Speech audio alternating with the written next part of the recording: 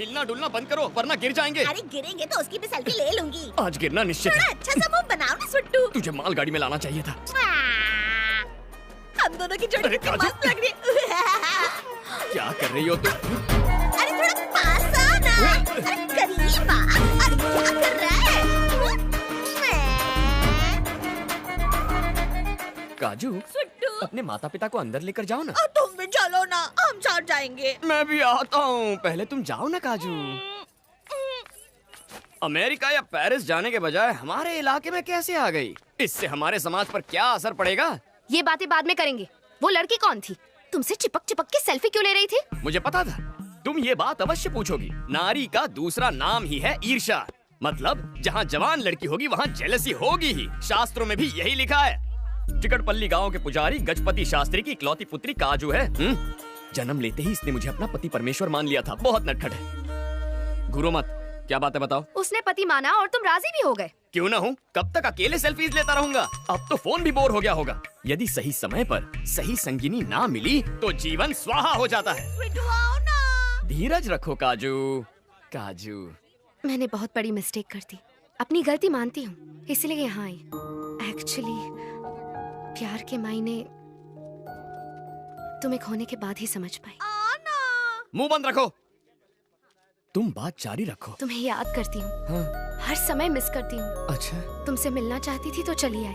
मेरी याद सताती है। हम्म, अवश्य सताती होगी। मेरा प्रेम साधारण नहीं है। तुम्हें प्रेम की अग्नि में स्वाहा होना ही था। अब सब कुछ क्लियर है। लेकिन तुम्हारे माँ बाप, उन्हें कन्विंस करना मेरा जिम्मा है। तुम बस अपने पेरेंट्स को मना लो। उन बुढ़ों को मनाना कोई बच्चों का खेल है? पहले ही काजू की वजह से सब स्वाहा हो गया। कोशिश करोगे तो सब कुछ पॉसिबल है। तुम एक बार ट्राई तो करके देखो। हाय पूजा, हाय, पूजा? तू यहाँ पर क्या कर रही है? मैथिली, मैं पंडित जी से मिलने आई थी। दूसरा ऑटो भी आ रहा है। ये तो विघ्नेश लग रहा है। अरे विघ्नेश, अलग अलग ऑटो में क्यों आए हो? रास्ते भी अलग हो चुके हैं। सुन लिया तूने? आजा बताती हूँ। अच्छा, दोनों यहाँ लड़ने आए हो। मुझे लगा हमारा मामला सेट करने आए हो। चलो पहले तुम्हें स्वाहा करता हूँ। प्रमोशन मिलेगा तो अमेरिका जाएंगे, हमने फर्स्ट नाइट पे ही डिसाइड कर लिया था। लेकिन अब जनाब कहते हैं कि अपने माँ बाप के साथ ही रहेंगे। मुझसे किए वादे का क्या? जोश में आदमी होश खो बैठता है और गलत कमिटमेंट कर बैठता है। ये तो सदियों से होता आया है ना शास्त्री? बात ये है कि मैं एक बैचलर हूँ ना, तो फर्स्ट नाइट का एक्सपीरियंस नहीं है। इस मैटर में मैं कैसे कुछ कह सकता हूँ? जग्गू, वैसे भी फर्स्ट नाइट जो होती है वो लव करने के लिए होती है, ऐसी बेहुदा कमिटमेंट्स करने के लिए नहीं होती। तुमने हाँ क्यों कहा? सब इसी की वजह से हुआ है। अब इसे क्यों बीच में ला रही हो तुम? सुनामी की जड़ तो यही है। इसकी मत सुन यार। क्या दादागिरी है? कुछ अच्छा हुआ तो स्त्री ने किया और कुछ बुरा हुआ तो पुरुष ने किया। मैं ये सब कैसे झेलूंगा? मैं रोज झेलता हूँ। मैथिली, मेरे ख्याल से ये लोग सही कह रहे हैं। अच्छा, तुम इनका सपोर्ट कर रही हो? मुझे तो लग रहा है गवर्नमेंट की तरह तुम भी बिक गई हो। शादी का मतलब है एक दूसरे के लिए कॉम्प्रोमाइजेस करना। बिना सैक्रिफाइसेस के हैप्पीनेस नहीं मिलती। मैं पहले ही बहुत सारे सैक्रिफाइसेस कर चुकी हूँ, अब इसकी बारी है।